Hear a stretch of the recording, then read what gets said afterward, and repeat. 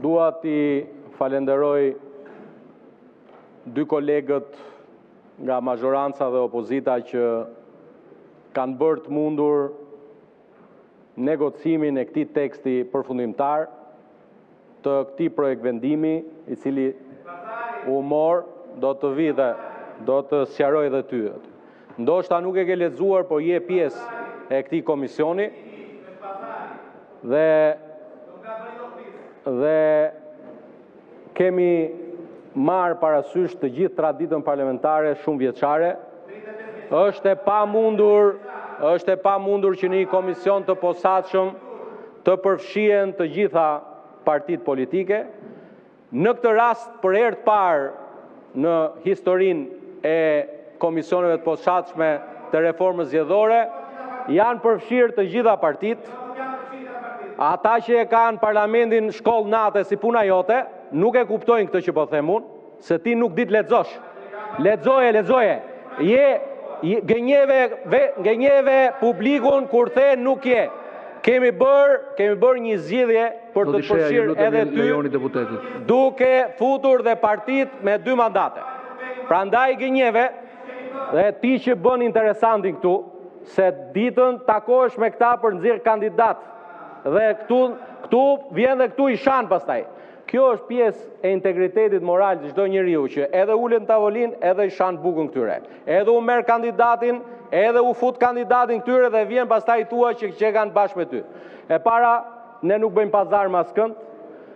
Ajo që ka rëndësi për grupin parlamentar të Partisë Socialiste është që të ngrihet komisioni i posaçëm të reformës zgjedhore, të hedhim hapat që duhet t'i hedhim me njerë, duke i thënë sot komisionit posaçëm që brenda 31 dhjetorit duhet kemi gati draftin për ligjin e financimit partive politike. Duhet i japim fund mënyrës se si financohen partitë politike në këtë vend për të ngritur një standard të ri të transparencës së çdo qindarke që marrin partitë politike për të dhënë fund historive me miliona dollar që paguhen për lobingje apo histori tilla. Dhe prandaj detyra e parë e këtij komisioni është kjo. E dyta, për ta ditur ti që s'ke për të marrë vesh kurrë nga kjo punë. E rëndësishme është që të shkojmë përpara me depolitizimin e komisioneve të administrimit zgjedhjeve. Zgjedhjet e fundit treguan që partitë politike të paktën nga njëri krah e kanë humbur besimin tek numrimi i votave me përfaqësues partive. E prandaj duhet ta domosdoshmërisht dhe ti duhet të jesh i pari që duhet ta mbështesësh këtu depolitizimin e komisioneve, sikurse e thot OSBE deri. Prandaj sa për kërkesën për të mos ta marrë fjalën të deputetit që me të drejtë ka drejt ankot, jo ky. Po ky është një populist.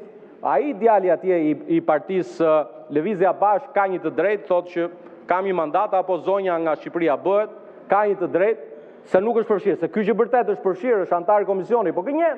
Ja ka marrë dorën kësaj pune.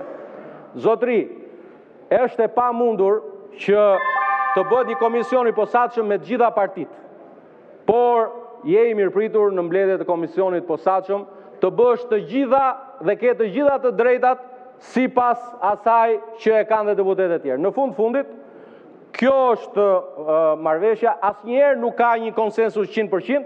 Sot jemi para një situate që kemi konsensus 99%. Pra 99% e kuvendit ka këtë formulë. Kjo është demokracia, shumicë me 99%, më shumë se kaq nuk arrin dot. Faleminderit, na vaf mbar puna e komisionit.